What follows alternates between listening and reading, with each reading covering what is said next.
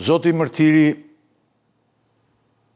pse vijon të mbetet e përhapur në Shqipëri dhuna ndaj grave, kaq shumë, deri në rastet më ekstreme të vrasjes? Për shembull, kjo një me një diagnosi të tmerrshme që as vrasësi më i kualifikuar apo i paguar nuk mund ta bënte me këtë qetësi që e pash unë tani, po nuk po e futim për arsye të shmjeft e rëndë. A kemi edhe ne në kulturën tonë pak talebanizëm? Si talebanët mund ndoshta bëjnë kështu, ndoshta nuk bëjnë dhe ata, e kupton? Jo, unë them këtë që më shumë se sa çështje kulture, kjo është një çështje psikosociale më shumë. Shoqëria jonë është ngarkuar shumë psikologjikisht. Njerëzit janë, themi, jetojnë në tension përditshëm, kanë ngarkesa psikologjike nga më të tmerrshme. Dhe kjo bën që njerëzit të akumulojnë dhe befas atë që ti nuk ta pret mendja, atë që ti mendon që ka qenë i urtë, i mirë, i sjellshëm, ai kryen krimin më monstruoz që ty s'të shkon mendja kurrë. Dhe kjo tregon që psikologjikisht kjo shoqëri është në kushte klinike, është një shoqëri për spital. Është një shoqëri ku dhuna është instrumenti i vetëm nëpërmjet cilit njerëzit përpiqen të zgjidhin problemet. Dhe në këtë kuptim, këto janë logjike, janë pasojë logjike e kushteve ekstreme të një shoqërie të pashëndetshme psikologjikisht. Shiko, tu ka probleme të mëdha, qoftë në marrëdhëniet në çift, qoftë në marrëdhëniet në familje, qoftë në çështjet e edukimit. Familja është e tronditur, është drejt shkatrimit, them unë. Sepse nuk ka një familja ka humbur pustullën. Në familja kush nuk di çfarë do të bëj dhe si do të bëj. Dhe mbi të gjitha njerëzit nuk dinë të bashkëndajnë mjedisin shoqëror, të bashkëndajnë familjen. Nuk dinë të bashkëjetojnë, nuk dinë të sakrifikojnë dhe të kontribojnë, po secili ka egoizëm dhe përpiqet të shojë nga e vetja. Dhe në momentin që nuk i del e vetja, ai mund të bëjë gjithçka. Këto them unë janë për tu vënë në vëmendje, sepse shoqëria ka nevojë të reagojë, nevojë që të ndryshojë, të japë një kuptim mbi sjelljen, mbi rolin e gruas, burrit, mbi mënyrën se si duhet mbërtuar familja, mbi mënyrën se si njerëzit duhet jetojnë mbi të gjitha.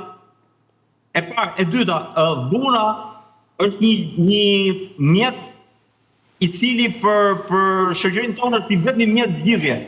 Dikur kam pasur pushkën te Oxhaku dhe ajo ishte mjeti që bënte linkin, pra është personimi. Sot është pushka për diku, por pra vazhdon të pushka mjeti në mënyrë të cilin e zgjidhin problemet.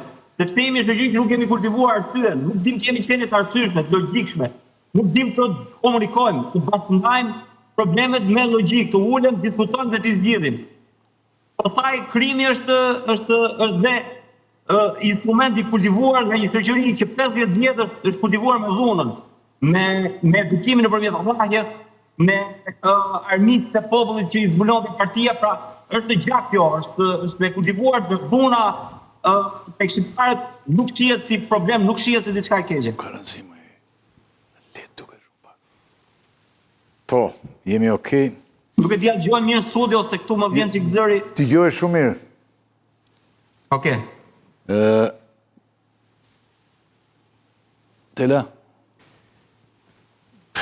Ti e ke pamundur të japësh videon që ta shoh publiku, se është e rëndë, por gjaktësia e tij të bën përshtypje në gjithë këtë histori. Pra koha që është dashur ta mendoj tani do vras gruan dhe kalojnë sekonda, ja. Nuk kalojnë sekonda. Largohe. Kjo është pamja. Largohe. Pra, mjafton. Gjithë kjo periudhë është koha që ai mendon, shef, ka njerëz jashtë ta shohin, ta dëgjojnë, merr çiften, kthehet në shtëpi dhe e vret. Gjithë kjo pjesë ta acaron, sepse kishte kohë ta mendonte që edhe s'duhesh bër ajo që kishte në mend ta bënte. Tjetra që është shumë e rëndësishme është periodiciteti i këtyre vrasjeve. Ne prej vitesh kemi bilance shumë të rënda të vrasjes së grave dhe mentaliteti sigurisht që është pika thelbësore në këtë histori, por fakti që reagimi i shoqërisë është direkt kur ndodhin ngjarje të tilla është emergjent, është i prekshëm për ata që e kanë bërë vrasjen, por me kalimin e kohës shuhet kjo lloj reagimi dhe ti dëgjon vrasjen e radhës dhe çdo vit bilancet vetëm rriten, pavarësisht se masat e marra nga qeveria në kodin penal, rritja, çuarja deri në burgim përjetshëm, përsëri duket që reagimi nga këta individ është Qartë. çuditshëm. Pra, ky person kishte kohën të mendonte që do vras gruan dhe do më shkojë gjithë jeta në burg.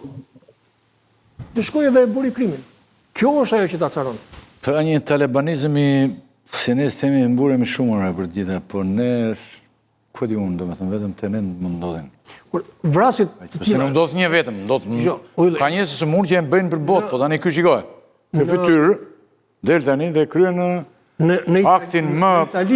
Në Itali në fqinje ndodh ky fenomen. Ndodh, pra burrat vrasin gratë, dhunohen gratë, por është popullsi 70 milionëshe dhe ngjarje tërë pas here ti i dëgjon, i lexon atje kronikën e zezë dhe kanë shumë preferuar në Itali. Por periodiciteti me cilin ndodhin këto lloj krimesh në Shqipëri, kjo është të jashtëzakonshme. Le të shkojmë në një moment tjetër që është po i kësaj natyre. Dhunë barbare mes adoleshenteve. Vajza 17 vjeçare.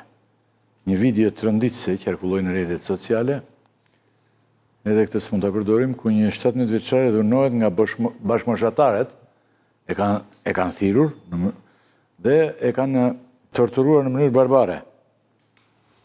Edhe me simbole kështu, kanë patur simbole të Kalashnikovit në përduare në për këto. Zënja Lala tani si ka ndodhur kjo ngjarje? Pas publikimit çfarë ka ndodhur me këto vajza? Tani duhet të sqaroj që janë 3 protagoniste të cilat dyshohen për ushtrimin e dhunës barbare ndaj një 17 vjeçare, 2 prej cilave janë 15 vjeçare, ndërkohë njëra është 19 vjeçare. Pra është në moshë madhore. Patjetër që skena është tronditse, vajza e dhunuar çuditërisht nuk reagon në asnjë moment. Do kisha